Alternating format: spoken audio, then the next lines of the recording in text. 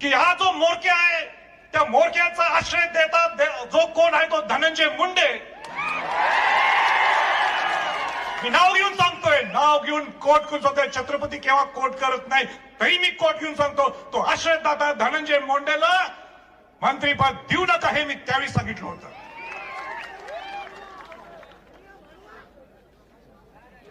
पण मला माहित नाही त्याचा राजीनामा घेतील काय देतील, त्याला हकलपट्टी करतील. पण बीडच्या सगळ्या जनतेतल्या लोकांना मला हे सांगायचं आज, आणि ते सांगण्यासाठी मी इथं आलोय. आणि ते म्हणजे जर का त्याला पालकमंत्रीपद दिलं तर हा संभाजी छत्रपती घराणा बीडचा पालकत्व घेणार.